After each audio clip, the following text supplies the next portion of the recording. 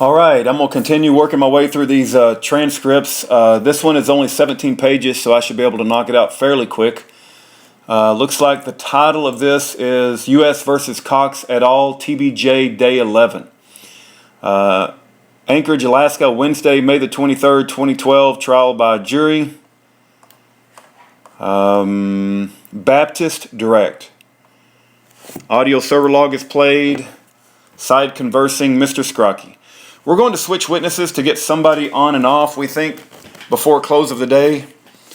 Do you want to collect the transcripts? Is this a good time or no? The court. If you'll come up and stand in the witness box, please, and if you'll face the jury and courtroom and raise your right hand. Dawn Marie Baptist, plaintiff's witness, sworn. I do. Thank you. Please be seated. Direct examination by Miss Lamoureux. Good evening. Hi. If you could just make sure you sit close to that microphone so that everybody can hear you. Okay. Can you please tell us your full name and spell your last name? Dawn Marie Baptist, B-A-P-T-I-S-T. And where do you work? Transportation Security Administration in Fairbanks Airport. Is that also called the TSA? Yes. How long have you been working for the TSA? Since March of 2004. And prior to that, what were you doing?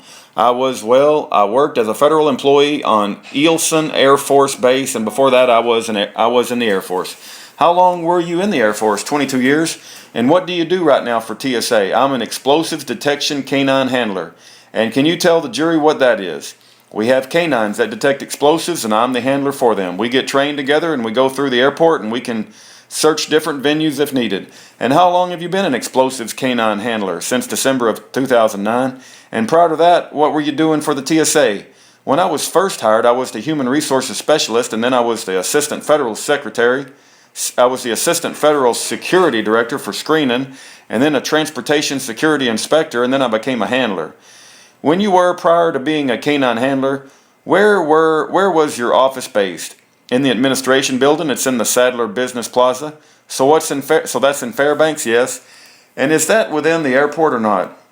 No, it's outside the airport. It's just down the road.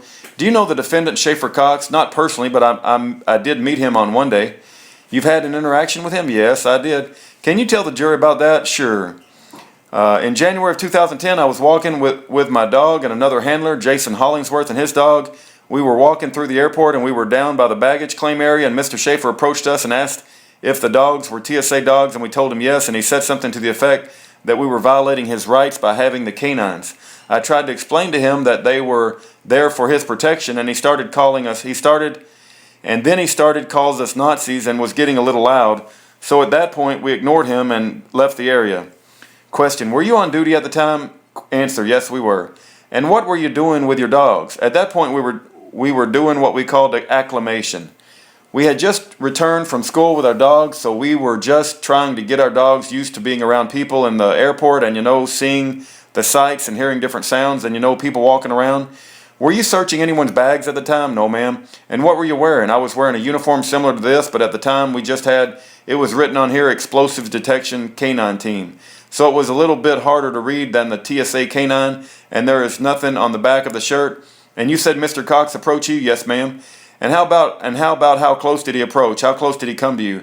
He was within a distance, like if someone just came up to talk with me.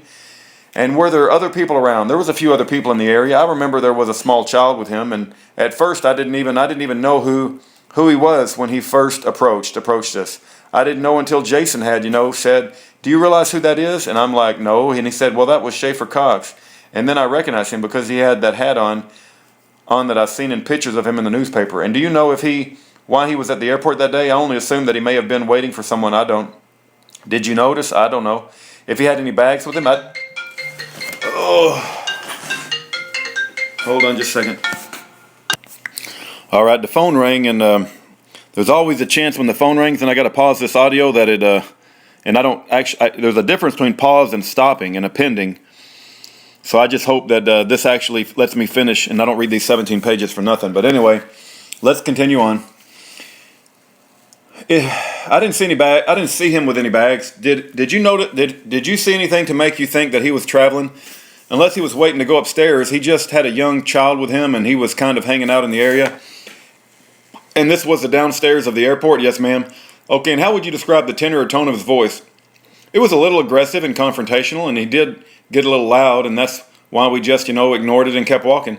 Did you get the sense that he was trying to engage you in conversation about constitutional issues? Not really a conversation. It was more like, I don't know if it was just to cause a scene or try to embarrass us, but it wasn't like, he wanted to come up and chat about the legality of us having the dogs or anything. It was just more like I said, he just started saying you're all a bunch of Nazis. And so first he asked you about the dogs, what the dogs were. Is that right? Right. He asked if they were TSA dogs or something to that effect. And then you responded yes. And that's when he said that he said that we were violating his rights by having the dogs. And then it was after that he made the comment, yes. And how were the dogs reacting at this point? The dogs were fine. That was, one of our concerns is, when we have someone come up and confront you, your first thing is you got to protect your dog, especially, they were new and this is a new area for them. But, we keep, a close hold on and keep them next to us. So the dogs were doing okay. And so he called you Nazis, yes. And what did you do? And then what did you do?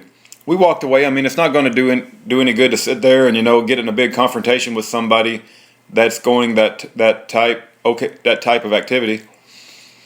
So you just walked away. Yeah, both you and your partner, yeah. And what did you do? Where did you go?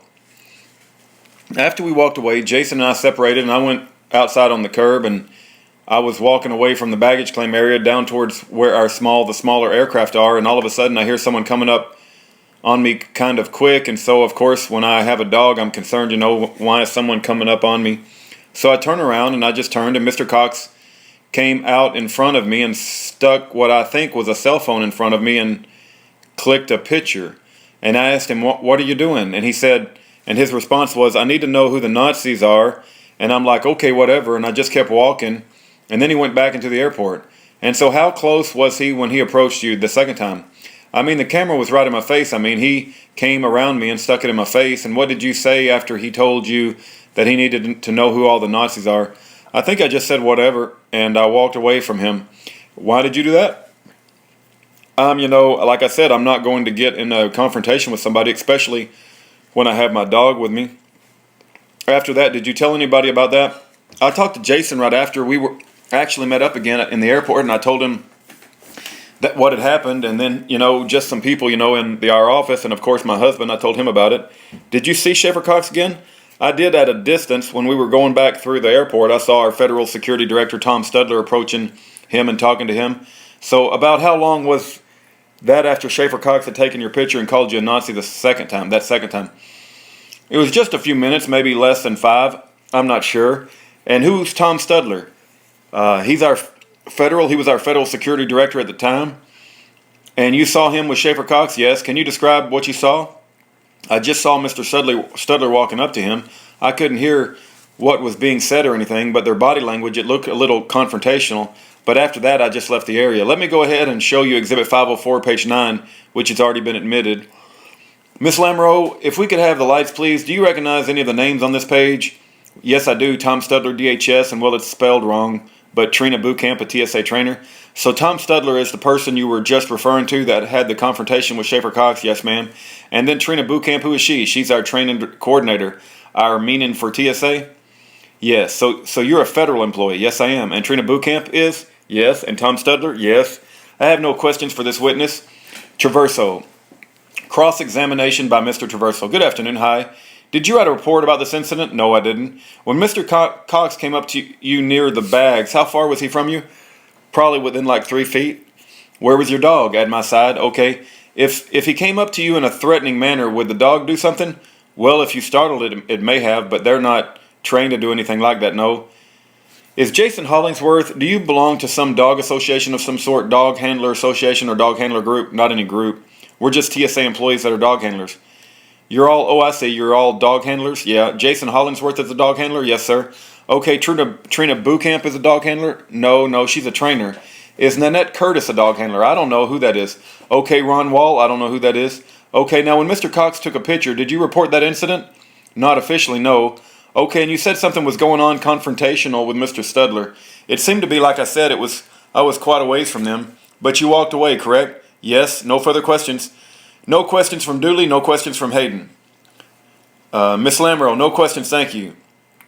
The court. Thank you. You may be excused, Miss Baptist. The court. Okay, we're at the end of another day, folks. Please follow my instructions about recesses. Do I need to repeat them, or can you repeat them back to me? But that's important, of course. I ask counsel to tomorrow sometime give us a good an estimate as possible about time. So we'll talk about that before the end of tomorrow, so you can look ahead into the future. And I know you're probably wondering about that. So am I. And you may be excused. See you at 8:30 in the morning. Yeah. Unidentified juror. Do you want us to do something with these binders? Do we leave them here, or we'll collect them? The court. Just the clerk. The court. Just leave them there. The clerk. Could you just close them and we'll collect them? The court. Yeah, just leave them there. The clerk. Go ahead and close them and fold your notes over so nobody can see anything on the pages. The court. In regards to the binders, there were a couple of transcripts today and I did not have a copy of, and I did not add to my binder, which we talked about making a part of the record, and LV-A I did not get a copy of. Mr. Kuttner, you might give a copy of that for the record, and it seemed to me that there was another one that I may not have got a copy of, but anyway, I don't like to pick on you guys to make your record, but it's important that you do it, okay? Scrocky, yes sir. The clerk, all rise. This matter is in recess until 8:30 tomorrow. The court is adjourned, subject to call. Proceedings concluded at 5:04 p.m.